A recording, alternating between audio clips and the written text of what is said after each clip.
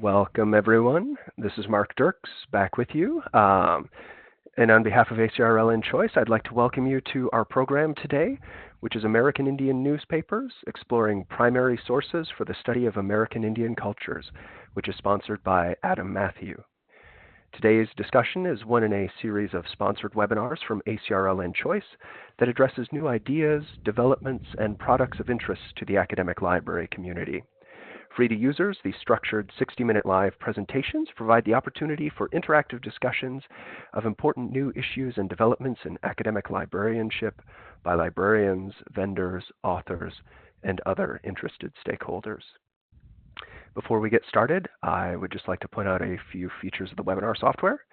You should be able to see the main portion of the presentation in the main portion of the screen. Along with that, on the right-hand side, you should see a Q&A panel and a chat panel.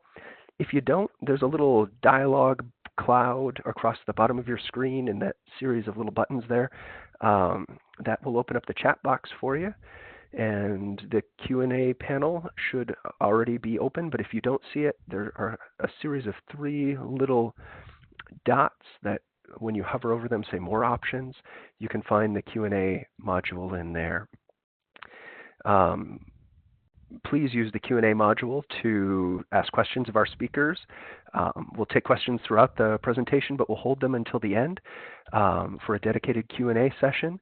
Please do send in your questions throughout. And if you're having any trouble hearing us or seeing anything, please use the chat box to message me, and I will deal with the problem right there with you. All right, so today we're using the hashtag ACRL Choice Webinars during the event. So if you've got another screen handy, shout out to us. We're at choice_reviews on Twitter. Also note that we are recording today's program, and everyone who registered should receive a follow-up email with a link to the archived version. And with that, I believe we are ready to get started. So I will take this opportunity to hand it over to Ben for a quick introduction of our speakers today. Thanks very much, Mark, and thank you to Choice for hosting this webinar as well. And the final thank you, I guess, to everyone who's taken the time to join us today and attend the session. It's great to have you all here. I wanted to start with just an overview of what our session is going to entail. So we're going to start by hearing about how this digitization project came about, and we'll find out about the material that has been included in it. Then there will be a look at the website itself and how the digitized material sits within it, a brief demonstration of how to navigate and use it.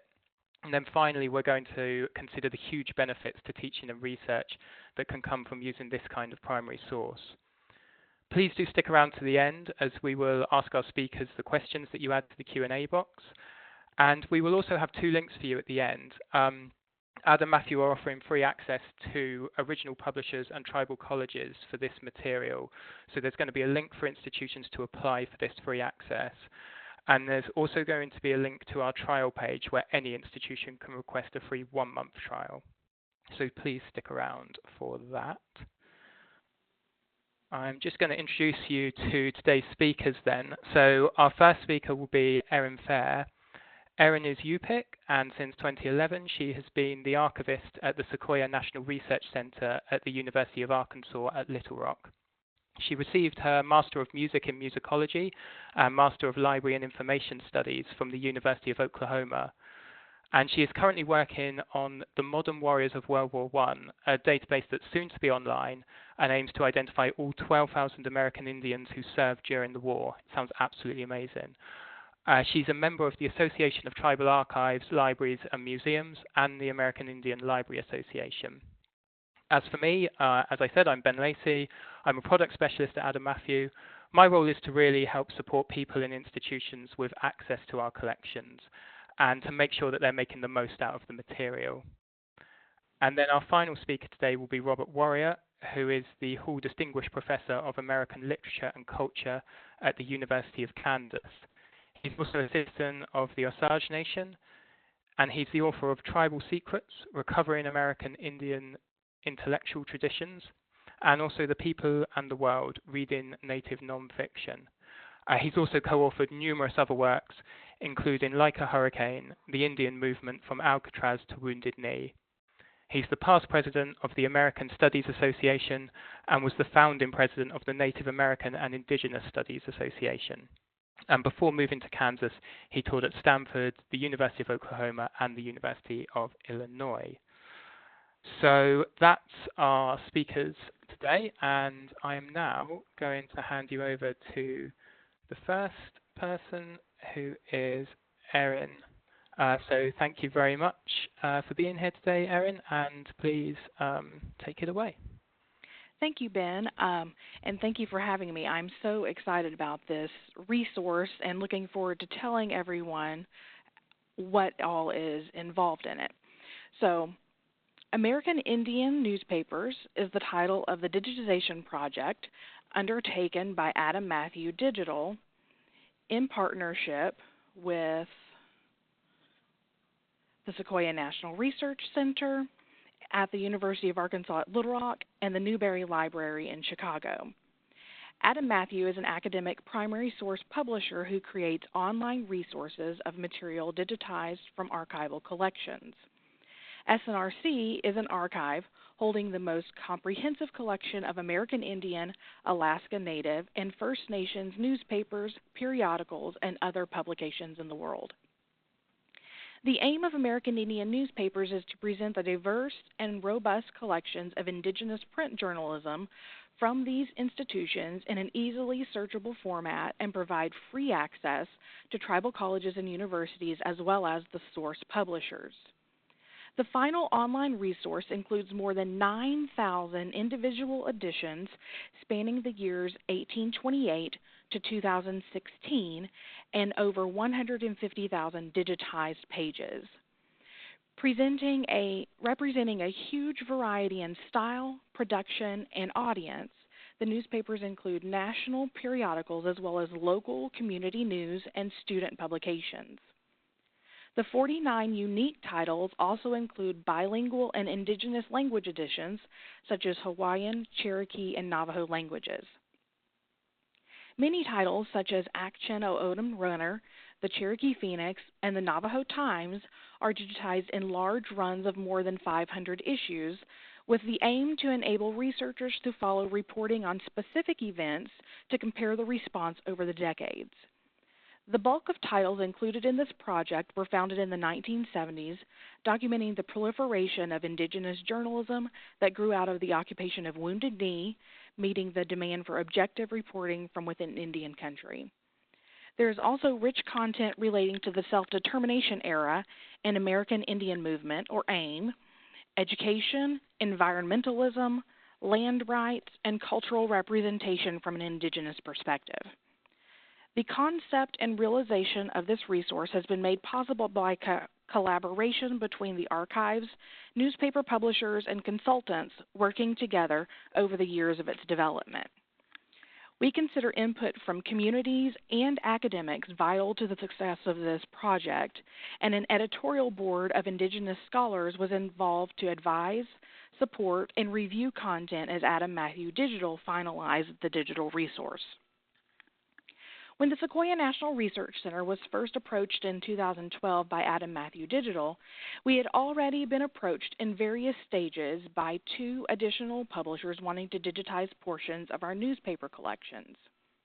However, we were drawn to the desire of Adam Matthew to not just take content from the communities that published it, but to give back, in a way, a digital repatriation of materials. Additionally, as a very small archive, we weren't in a position to begin digitizing content, so this seemed to be a mutually beneficial arrangement that would allow broader access to the newspapers while coming at no expense to us. After we partnered with Adam Matthew, difficult decisions were made in selecting the titles that would be digitized. The SNRC's collections include over 2,800 individual periodical titles that represent over 200 Native communities throughout the U.S. and Canada. We wanted to include titles that were significant in scope, content, and reputation that weren't duplicated elsewhere. The selection process included a couple of on-site visits by Adam Matthew personnel and consultation with archive staff to come up with a list of about 100 titles for consideration. We knew that we would never be able to include every title, so we let the next phase of gaining permissions determine what was ultimately included in the project. Due to the fact that most of the materials within our newspaper collection were published in the last half of the 20th century, the materials remain under copyright law, which created some challenges. I and Adam Matthew personnel began reaching out to tribal publishers in order to gain permissions in 2015. There were two sets of challenges that we encountered. First, with out-of-print publications, it was difficult to determine who the contact person should be. And secondly, when we did find the correct contact, many times they were not in the position to make decisions. It needed to be discussed with tribal officials or tribal councils that sometimes didn't understand the technology and the need for digitization. These circumstances led to countless emails, phone calls, and even in-person visits. During discussions with the different newspaper publishers, it became evident that there was an understandable lack of trust on their part. We were offering to digitize their newspapers, pay them a fee, and give them the finished images with no cost or effort on their part. It was too good to be true, or so they thought.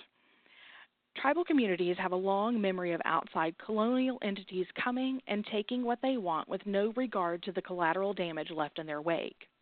We had to cultivate relationships to build an understanding and trust that there was no hidden agenda or motive.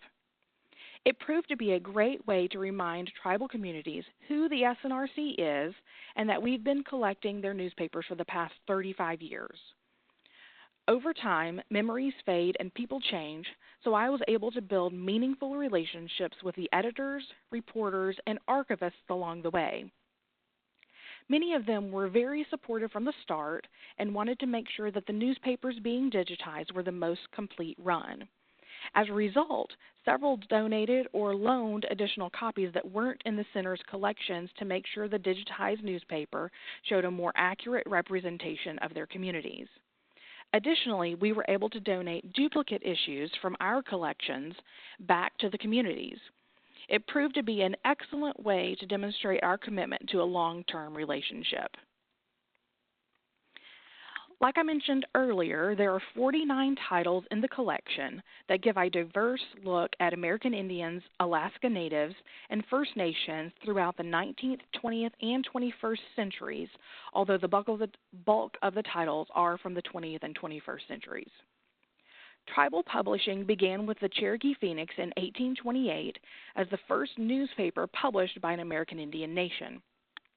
It sparked a desire in indigenous communities to speak for themselves and not to rely on mainstream newspapers to print their perspectives or to even understand what issues were important to Native peoples. Through their pioneering efforts, tribal newspapers became standard, and today most federally recognized tribes publish a newspaper or newsletter in print or digitally to communicate to their local community members in the outside world.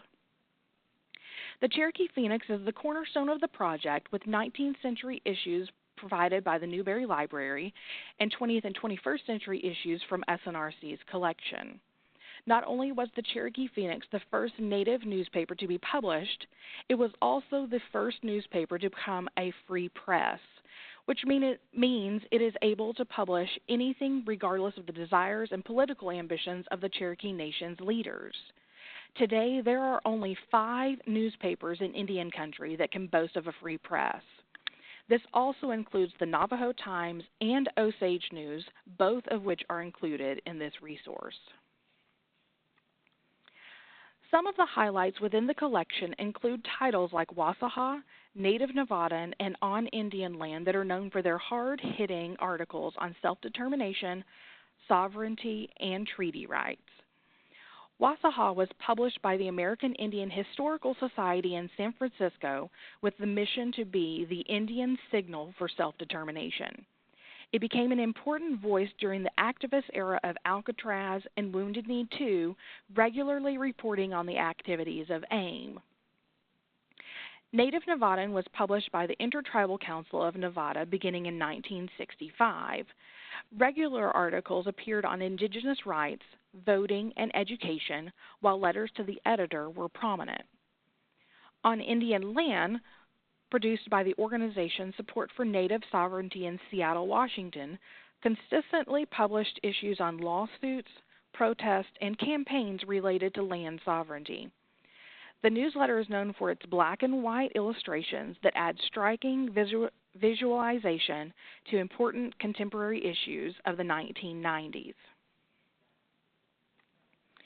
Bacone College Smoke Signals, Chilocco's Indian School Journal, and the Medicine Bundle were published by educational institutions in different periods of American Indian education through the boarding school era up to today's tribal colleges and universities. Indian School Journal was used as a tool by the Chilocco Indian Agricultural School located in Oklahoma to teach printing and featured student-written articles in every issue. News about other Indian boarding schools around the country was frequently included. The Medicine Bundle was published by the Montana United Scholarship Service and featured articles on both educational topics and Native issues that affected the broader Native society. Bacone College Smoke Signals was published by the Bacone College in Muskogee, Oklahoma, an institution originally established as a Baptist mission school in the late 1800s. Smoke Signals was produced from 1974 through 1994 as a quarterly publication focused on school events, news of faculty, staff, and students, and the history of the college, and included lots of photographs.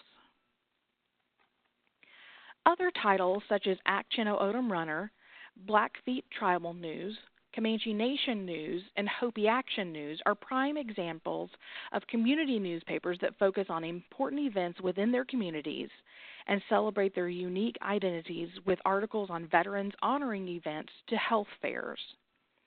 Akchino Odom Runner began in 1987 in Maricopa, Arizona, and is still published today.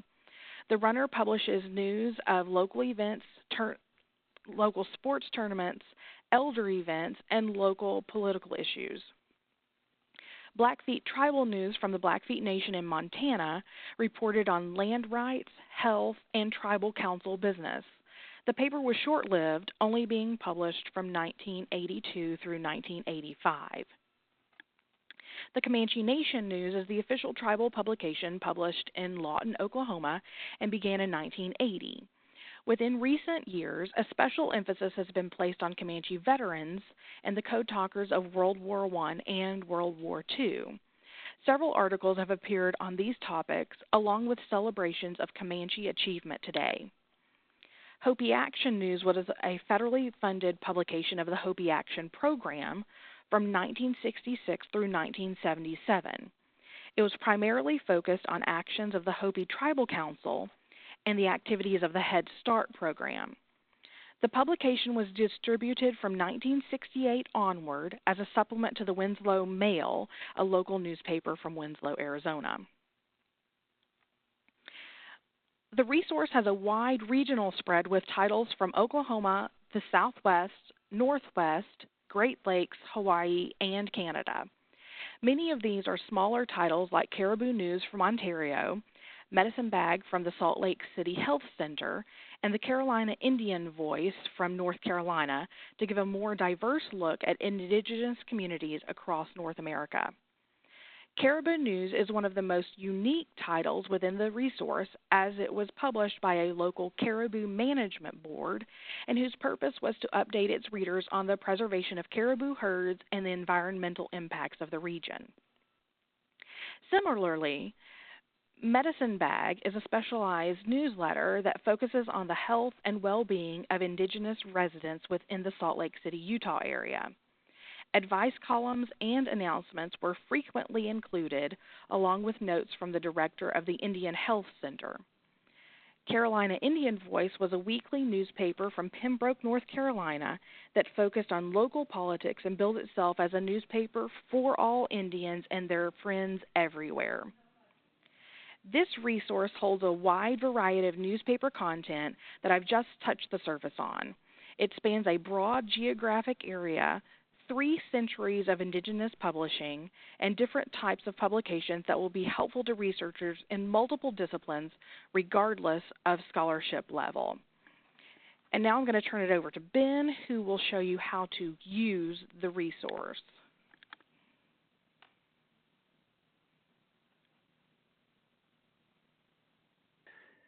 Thanks very much for that, Erin. That was a really lovely overview of the work that you do and the material that you look after at the archive. I'm going to keep this section fairly short because I want to leave plenty of time for Robert's section and for your questions as well.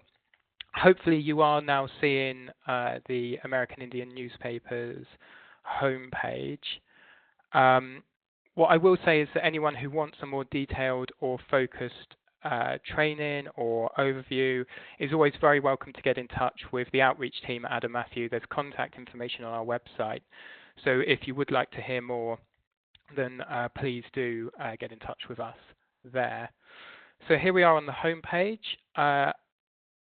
All Adam Matthew collections are kind of built around this very simple system of using this main navigation bar at the top to get around. You can see here the different types of pages within the website itself. So just to say a little bit about those, we have introduction pages. These will talk about the collection, how it was made. There's a note on the material that was digitized and reference to some material that wasn't digitized and the reasons for that. Under the selection criteria, the nature and scope will give you an idea of some of the things that Erin was touching on as well.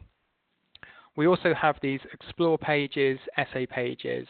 The idea behind these is to give some background and context to the original documents. So they're especially useful for people who are new to the subject maybe, particularly with students in mind there. And then when it comes to the documents themselves, they all appear under the newspapers section. So you can see the newspapers section here. If I click into that, we can have a look at what the document landing page looks like. So when you first click into the newspapers, what you're going to have are some filter options on the left side of the screen. And then you're also going to have the newspaper titles that we've digitized in the middle of the screen here. So you can choose to browse to all of them, or you can choose just one title that you're interested in. So if we were interested in the Cherokee Phoenix, for example, we could click into that and have a look at the issues in here. What you'll get when you get the list is all of the issues sorted by publication date. And then at the top, we've got a little bit of information on the publication itself. You can actually click to read more if you want to, and what you'll find there is things like background on the newspaper title, notes on changes of name, publication place, attachments to the tribal council and how that changed over time. And you can also find a link to that very same page up in the Explore section, newspaper profiles. That's going to give you some details and some profile of all of the newspaper titles in the collection. So you can go there if you want some background information.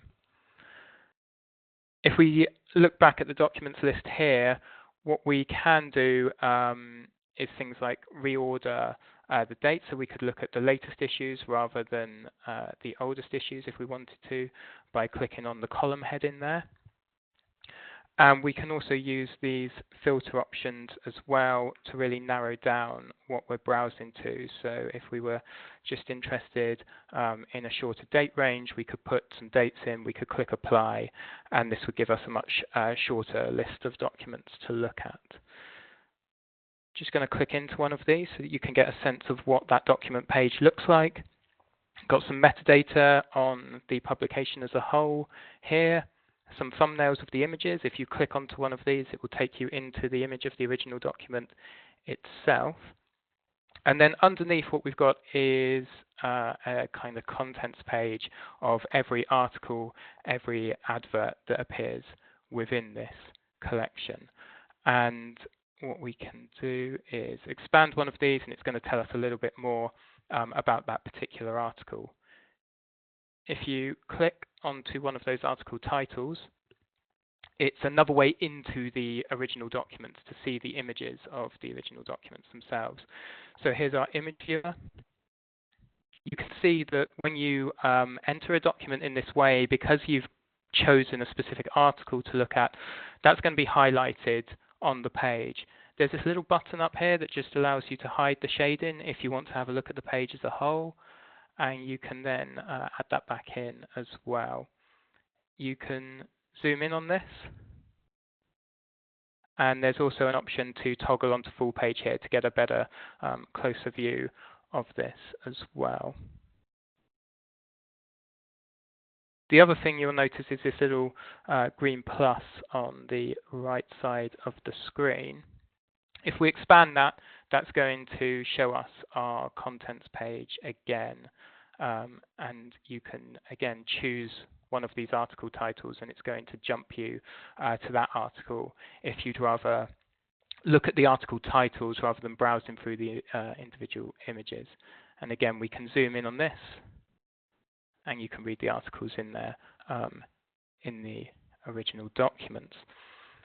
Now, that's if you're browsing to the documents, which is something that a lot of people want to do, especially if they're interested in a specific title.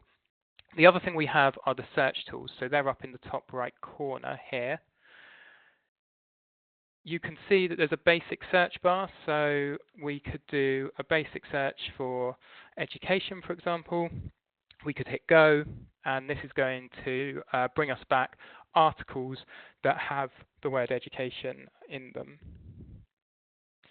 And what we're going to find here is that when you do a basic search like this, you're going to get a lot of results. So you see that we've actually got over 56,000 results for education. These are displayed by article at the moment. You can choose to search, to refine your search if you wanted to look at newspapers, for example. You can see there's a little toggle at the top. So you can search by newspaper rather than article if you prefer to do that. And the other thing that you can do as well is, again, reorder this list. So if you wanted to reorder that list, then you are able to do that using these little buttons at the top of that documents list there. So if we reorder by article title, for example, the default is to relevance, as it happens. And then click onto this first hit. I just want to show you what it looks like when you return that search result in the document page, because we've kind of seen what it looks like when you browse to it. But just to show you, when you search for it, rather than taking you to the details page, it's going to jump you straight into the original image. And you can see we can zoom in here, and you can read that article. And what you'll find is that your search term is highlighted on the page as well. So not only is the article highlighted, but the search term is as well. There's this little back arrow here. So if you want to go back to your search results, you finish reading that article, you want to go back to your search results, you can do that nice and easily. And then I guess the other thing to note is that obviously you've got a lot of hits because it's a basic search. So what you might want to do is refine that. There's a couple of ways we can do that. So you'll notice you've actually got more filter options now, having done that search. So you could, for example, say, like we did when we were browsing, we're actually only interested in a particular date range, and maybe there is just one newspaper title that you're interested in. So Indian School Journal, for example. And if we just scroll down here, we've added our filters in, we click apply, and that's going to now narrow down our results. So you can see we go from over 56,000 to 32 results.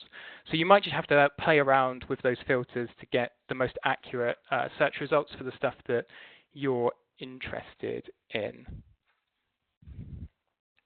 And again, it's going to display those search results in the same way when you click into those. The other thing you'll notice up here is the advanced search option. So it might be that rather than filtering rather than filtering after you've done your basic search, you might want to apply those filters beforehand. So the other way to be specific in your searching is to use this advanced search page.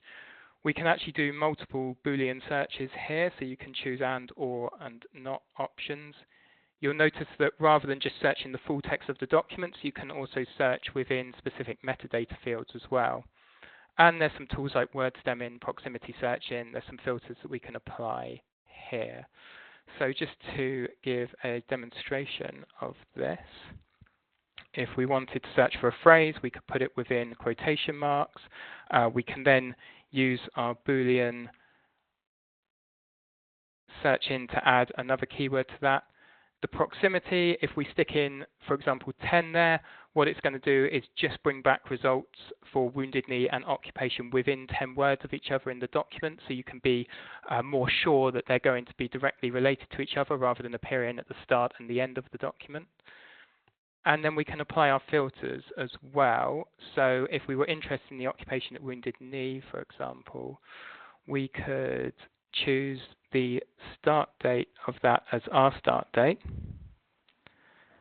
And then we could say we're interested in seeing things up to the end of May because we want to take it through to the end of the occupation, but then maybe a little bit afterwards as well to see how the press will react in. So we've got really quite specific search terms in there now, and hopefully this is going to bring back much more specific results, and indeed it has done there. So we've now got 8 articles that have Wounded Knee and occupation close together within this date range that we're looking at. So if we just click onto one of these results here and have a look at it in the image viewer.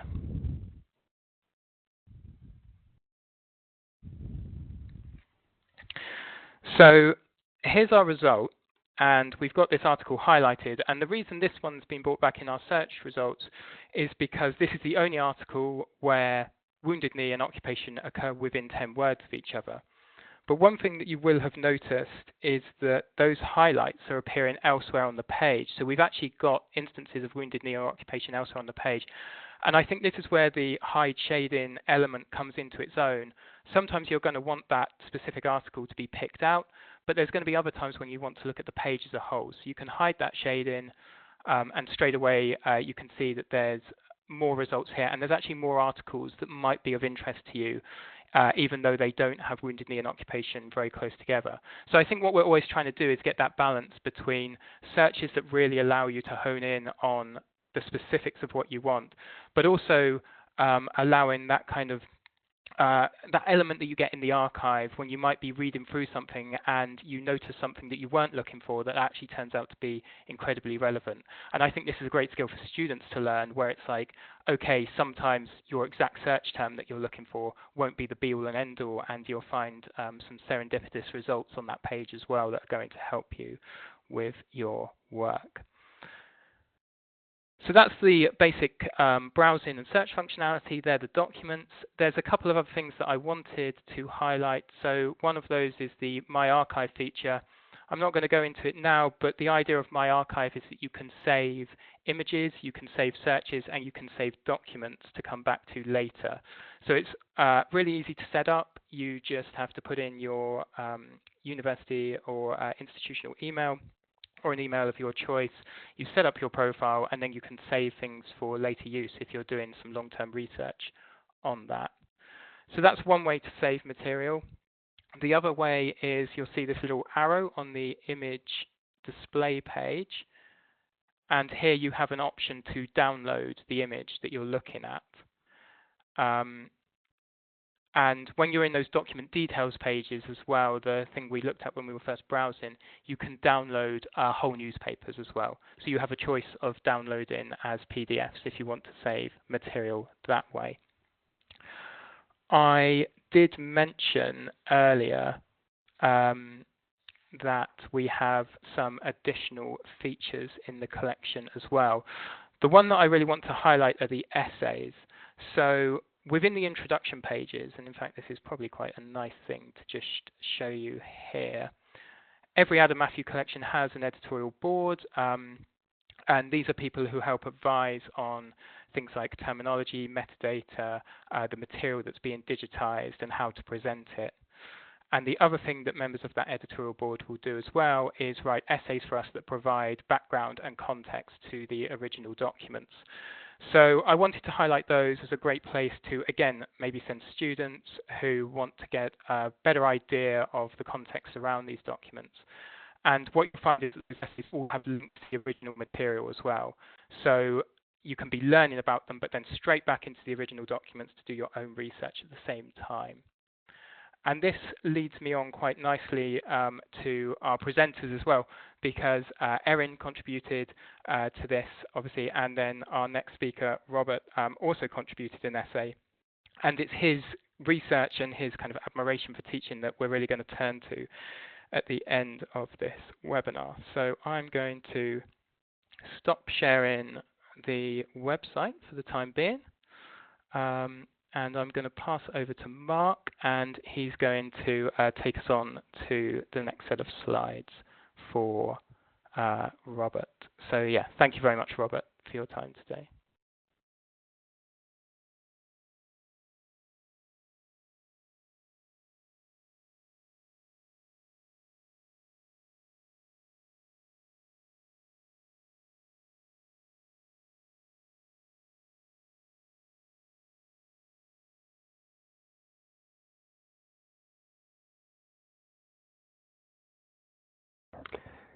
And I'm afraid it looks like we're having a bit of an audio issue with Robert here. Just one moment, folks, while we troubleshoot that. My apologies.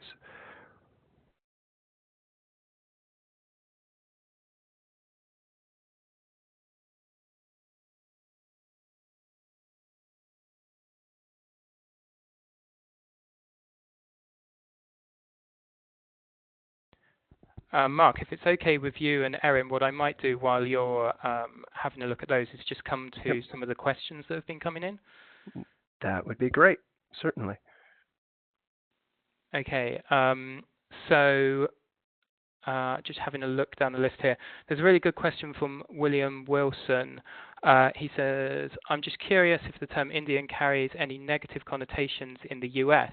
In Canada, we've moved away from using this term outside of strictly legal contexts.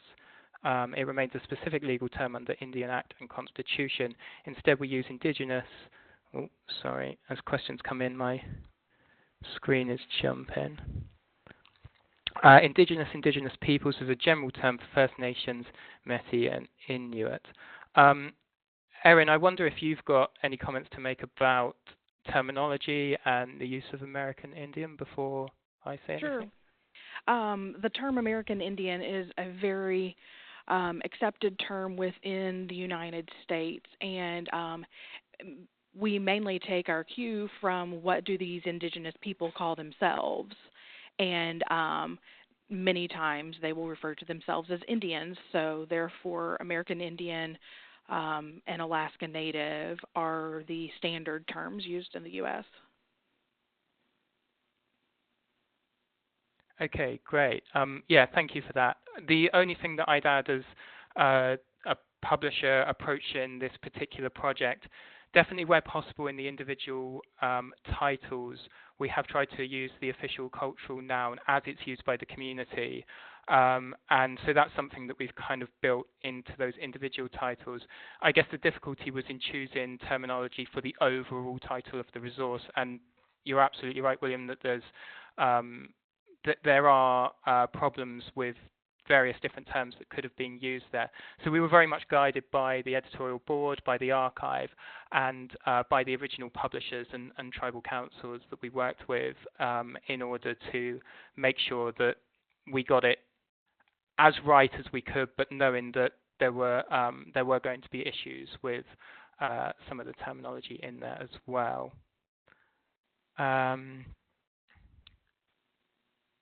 So just having a look a little bit further down. So there's a question about OCR. So yes, there is OCR in the resource, and that includes non-English language material as well. One thing that we did do is we worked with translators to work on non-Roman alphabets and scripts. So the idea is that where material was more challenging from that perspective, we actually had people index it, and they're actually mentioned in the editorial board page, so you can look at the people who worked on the project in order to make sure that the non-English text was as discoverable as possible in those search results as well. There's also a question about titles that are still being published and whether we're adding current issues. That's not the case at the moment. The resource is complete as it stands. This actually comes onto some other questions that have been coming in about whether these titles have their own websites. I think I'm right in saying that a lot of them do now, Erin. You'll probably know better than me how that stands.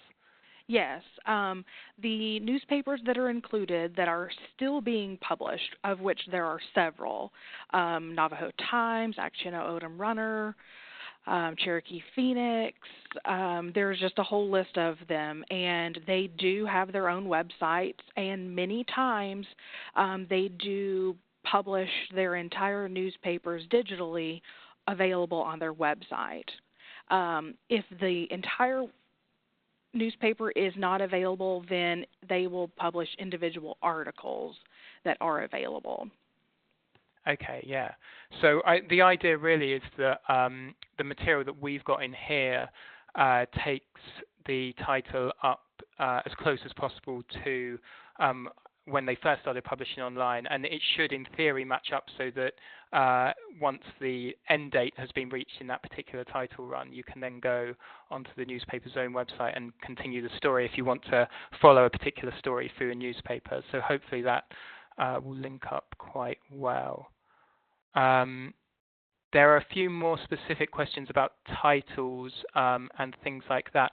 I'd be very happy to email around a full title list. You can also find it on our website. So there's the American Indian Newspapers page on the Adam Matthew website, and that will give you a full title list if you're interested in seeing the full title list on there.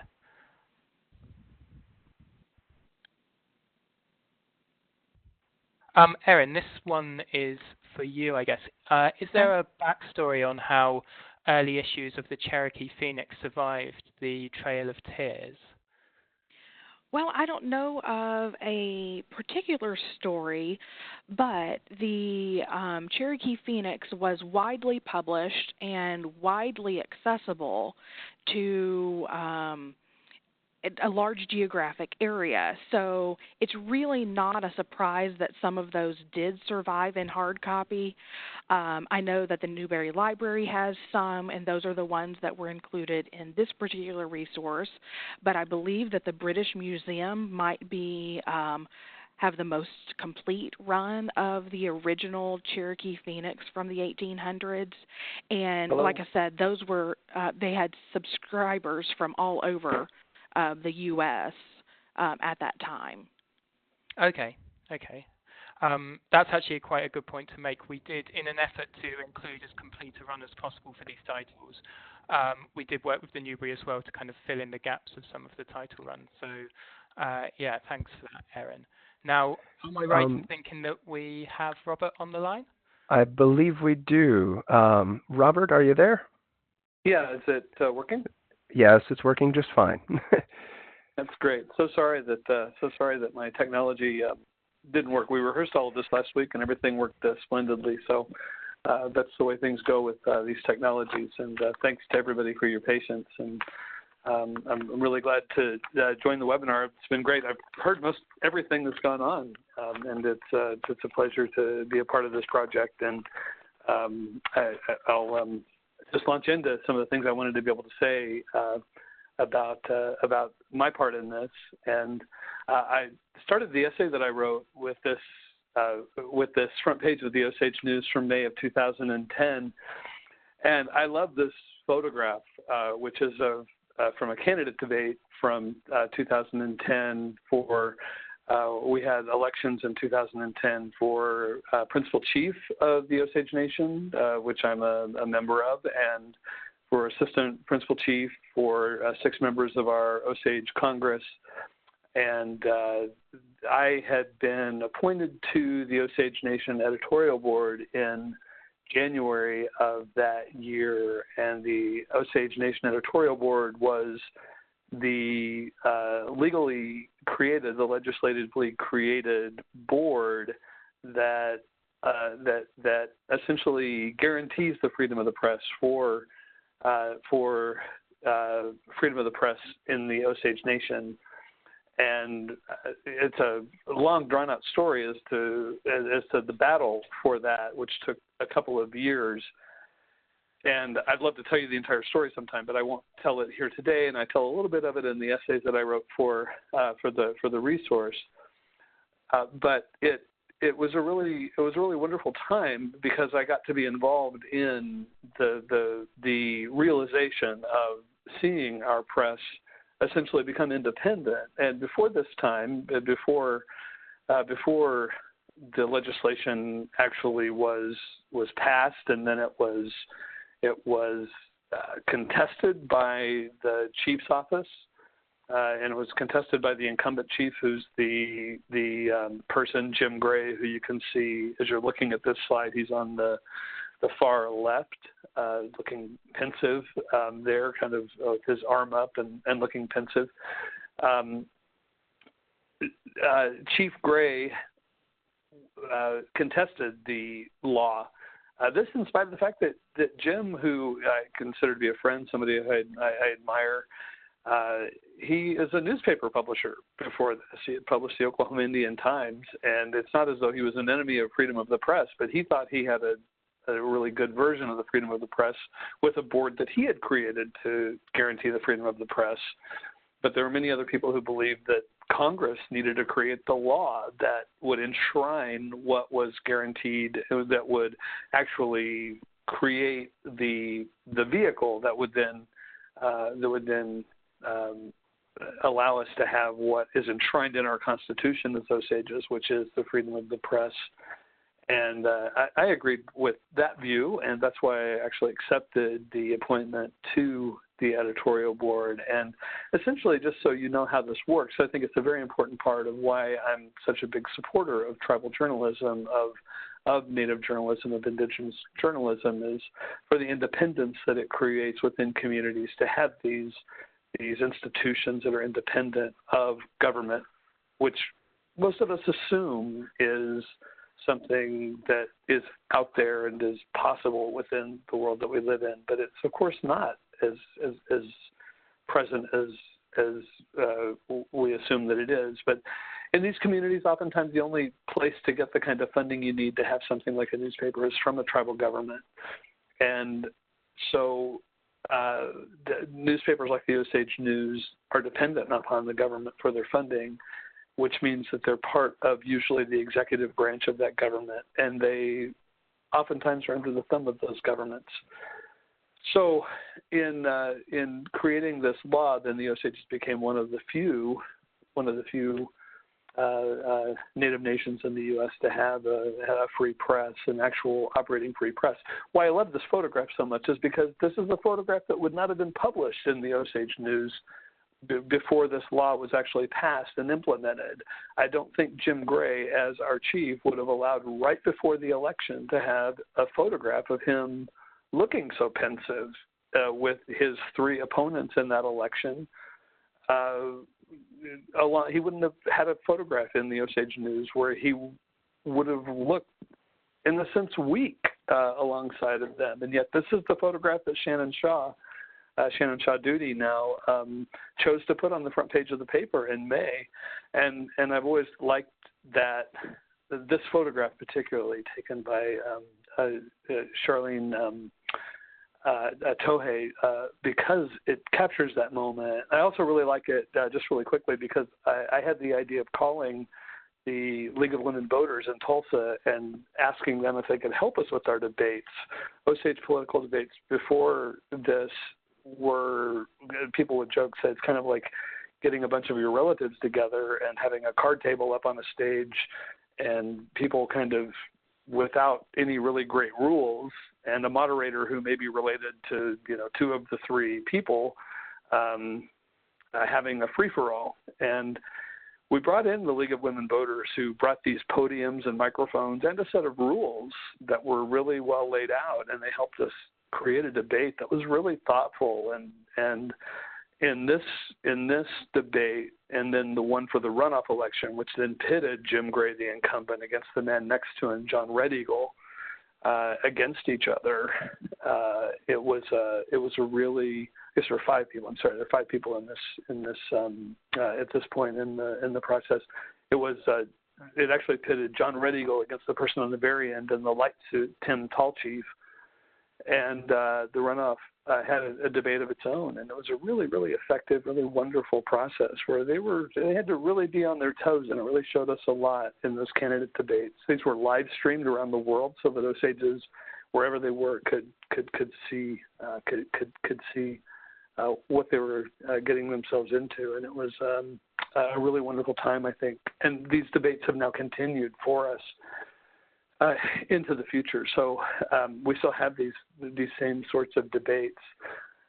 And so being on the editorial board was a really wonderful time for me. It was a wonderful year and a half when I learned a lot, and I got to realize a lot of things that were very important to me as somebody who was an academic. But I had started off as a 16-year-old. I had worked at the Wichita Eagle as a sports assistant, and I didn't realize it at the time in 1976, 1977, this is 1978, 1979, I was probably one of only maybe 20 or 25, maybe 30 American Indians across the entire U.S. who was actually working in a newsroom of a mainstream daily paper in the United States at that point. And I was just a high school student working as a sports assistant, but it was a very rare thing for somebody to be working in a daily newspaper. And yet there were dozens upon dozens, scores of American Indian newspapers, and these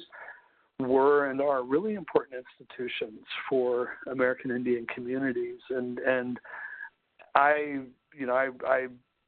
really caught the bug of journalism at that point, and as my own interests in serving my own community, my own Native community, grew over time, these interests for me came together, I think, in really interesting and profound ways.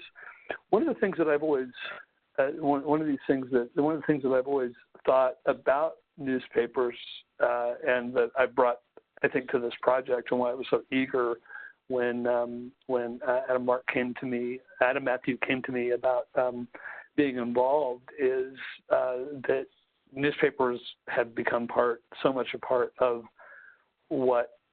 how I think about the Native world and their institutions that are important because of their independence and their aspirations to be independent. Even though there's a small number that have independence, all of them, or I think all of them at least, have the seed planted in them to be an independent voice within their communities. And pedagogically, I'm always using newspapers as an example, whether I'm going to my kids' schools to say to teachers in those schools, they're asking, how do we teach American Indian subjects better? How do we teach First Nations, Indigenous topics better? What do we do? The materials we have access to, the textbooks and the children's books are not that great. What can we do to make it better? And I say, I just suggest getting a hold of some Native newspapers, whether they're online or someplace else. So, this is always a resource that I always point to, is to say, look at the newspaper. The newspaper is going to give you so much of what we find that's wrong with textbooks. You're going to find a Native voice, which is so often missing from those textbooks. You're going to find people who live in a community who are highlighting the things from that community in a way that is so hard to find in so many other sources. But I think that the same pedagogical resource goes not just for school kids, but all the way up through college and into graduate school. In the archival sense, I'm always sending students doing research projects to say, don't stop thinking about the newspapers from Native communities as a resource.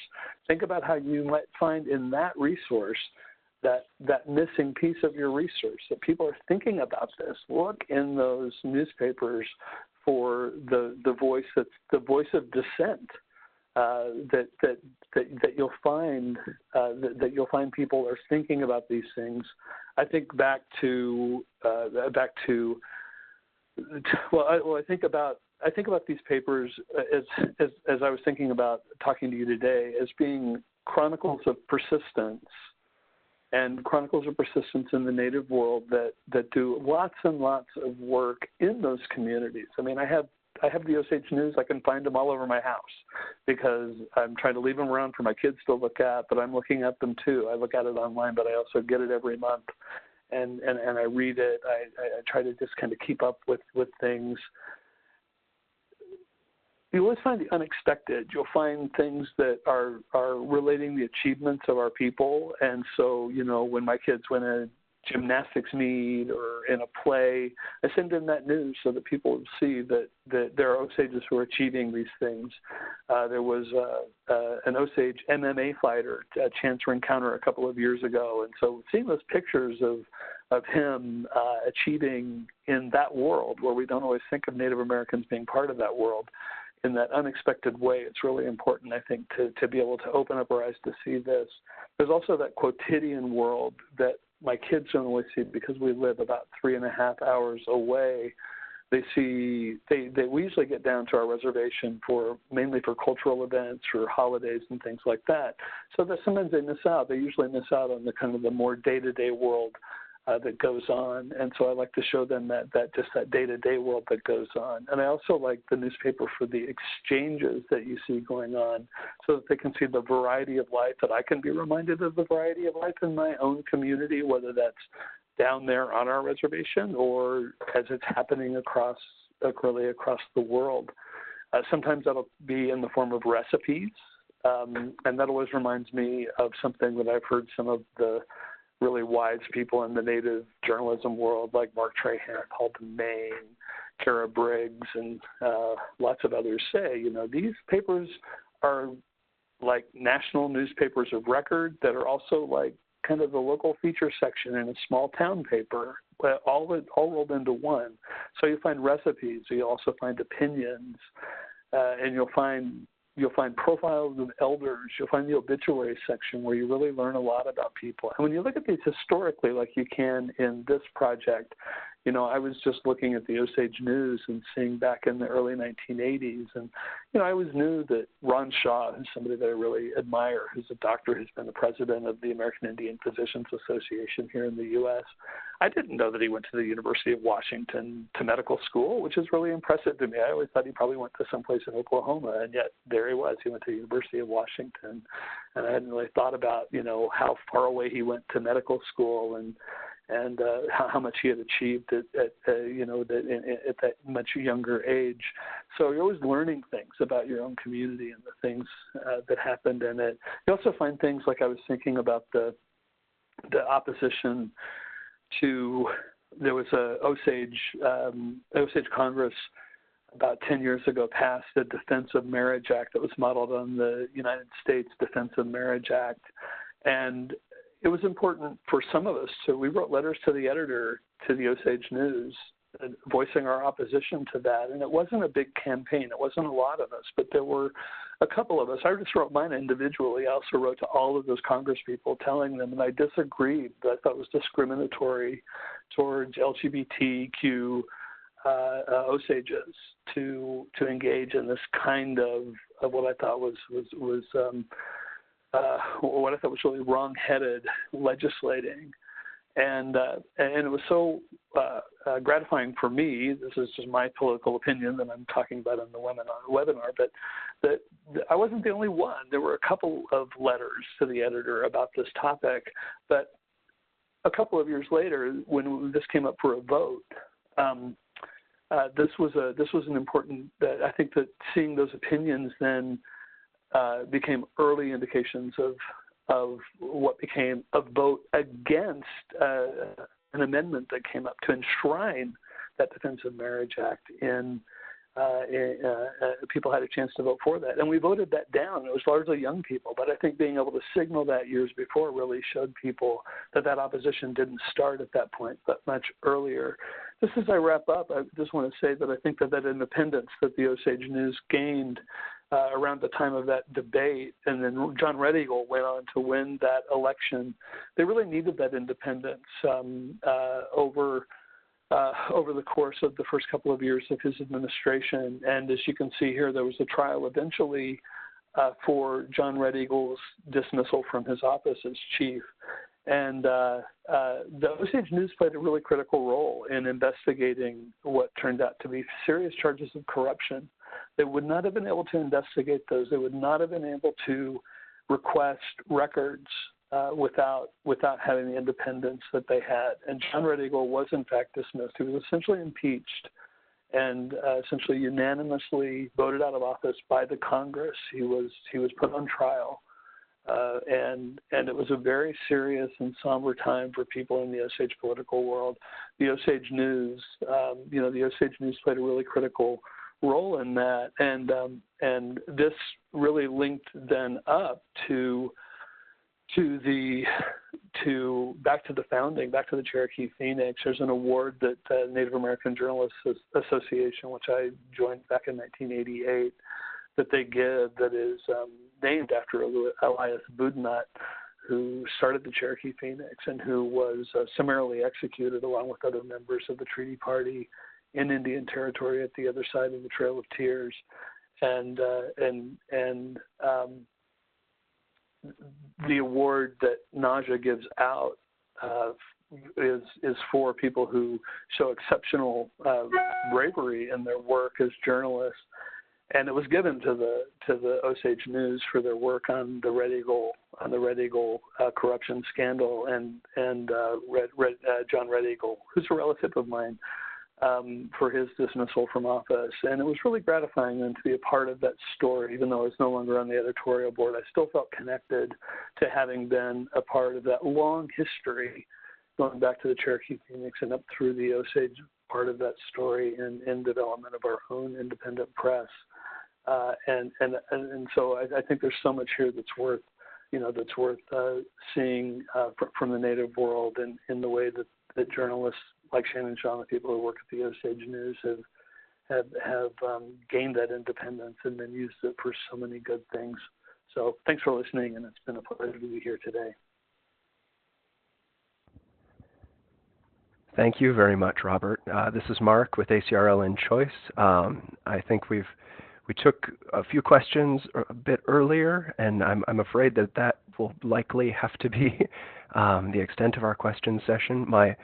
My apologies for the difficulty, especially to you, Robert. My apologies to you for the difficulty that you had getting onto the audio. I'm so glad that we were able to hear from you today. It's very, very interesting and important stuff that we're talking about. And I would just say thank you to you, Erin, as well, and to you, Ben, for your time today and your presentations. I think it's been a great session. I would just take a moment to remind the folks out there listening in, if you're still out there, thanks for hanging with us. And please do be on the lookout for a follow-up email from ACRL in Choice with a link to the recording, because we did record the session today. And also, if you do see a link to our brief 5-question survey in the chat box there, please take a minute now to go and let us know how we did. We always appreciate the feedback. It's important for helping us shape these things as we move forward. Thanks to all of you out there this afternoon for joining us, or wherever you may be, if it's morning or evening. Thanks for joining us today. I hope you enjoyed the session, and I hope all of you have an excellent afternoon.